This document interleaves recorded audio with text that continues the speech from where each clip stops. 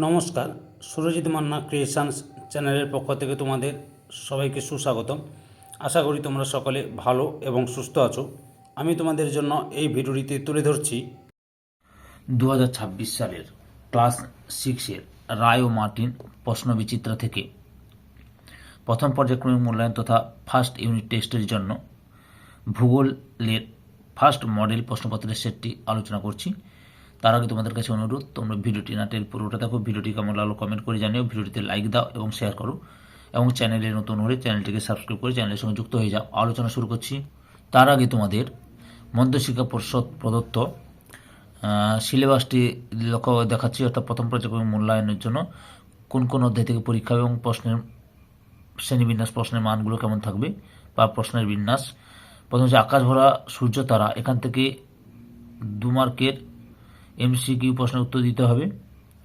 পৃথিবী কি গোল, এখান থেকে 2 নম্বরের এমসিকিউ প্রশ্নের উত্তর দিতে হবে। তুমি কোথায় আছো, এখান থেকে 2 মার্কের 3 মার্কের 2টি প্রশ্নের উত্তর দিতে হবে।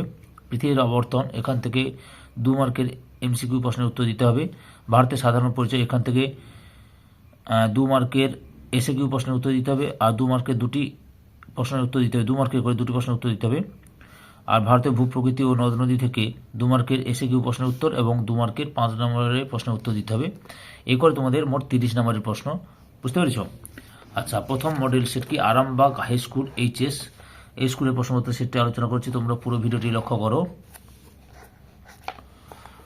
প্রথমে রয়েছে একের দাগে বিকল্প উত্তরগুলির মধ্য থেকে সঠিক উত্তরটি বেছে নিয়ে লেখো। প্রথমে রয়েছে উত্তর আকাশে 7টি উজ্জ্বল তারা আমরা যাকে বলি, অপশান বিতে সপ্তর্ষি মণ্ডল। 2 নম্বরে লাল গ্রহ বলা হয়, অপশান এতে মঙ্গল গ্রহকে।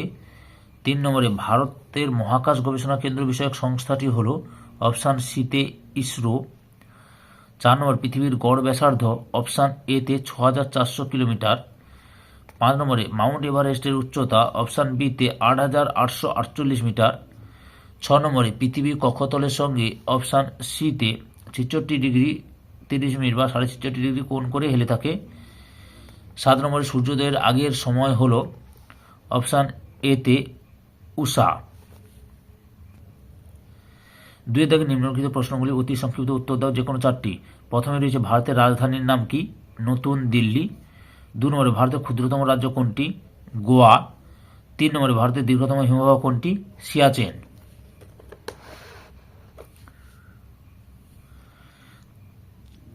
4 নম্বরে গঙ্গা নদীর গতিপথের দৈর্ঘ্য কত?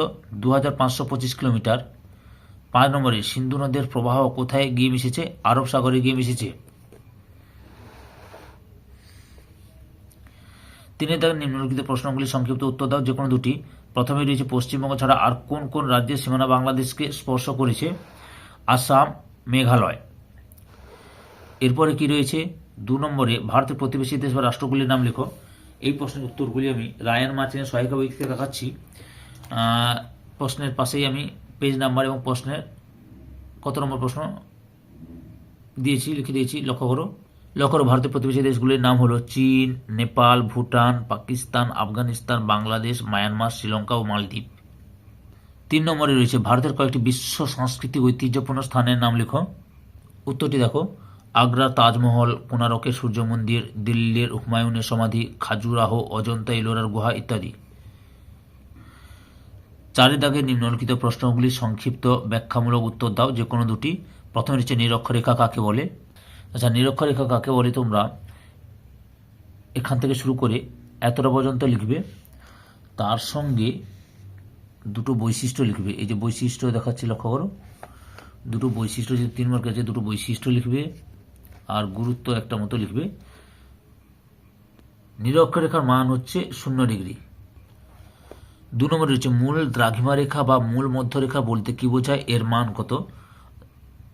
উত্তরটি দেখো, যে মূল মধ্যরেখা এখান থেকে শুরু করে এতটা পর্যন্ত লিখবে, যে কাকে বলে, এটার মান হচ্ছে 0 ডিগ্রি। দেখেছ? আর গুরুত্ব যদি লেখো, এই 2টো গুরুত্ব লিখে দেবে। পরের প্রশ্ন 3 নম্বরে অক্ষরেখা ও দ্রাঘিমা রেখার মধ্যে পার্থক্য লেখো। লক্ষ্য করো, অক্ষরেখা ও দ্রাঘিমা রেখার পার্থক্য এখানে 3টা দেখালাম, আরও দেখাচ্ছি, লক্ষ্য করো তোমরা। মোট তোমাদের 10টি পার্থক্য দেখালাম, এর মধ্যে 3 থেকে 4টি বা 5টি ভালোভাবে পড়ে রাখবে। 5-এর দাগে নিম্নলিখিত প্রশ্নগুলির উত্তর দাও।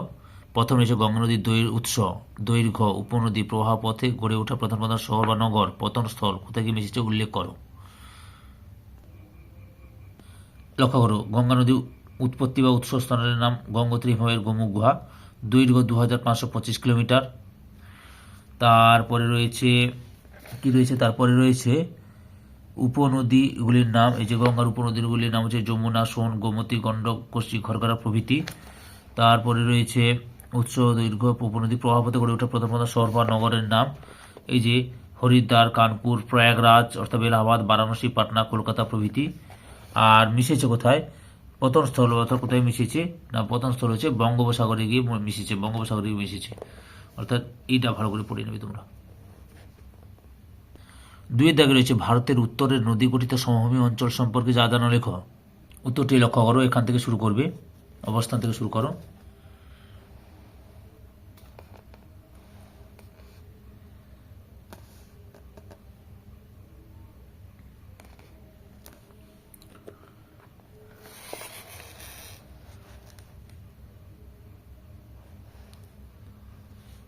এতটা পর্যন্ত লিখবে। 3 নম্বরে ভারতের পশ্চিমের মরু অঞ্চল সম্পর্কে যা জানো লেখো। উত্তরটি লক্ষ্য করো, এখান থেকে শুরু করবে, পরপর এখানে দেখাচ্ছি, এতটা পর্যন্ত লিখবে।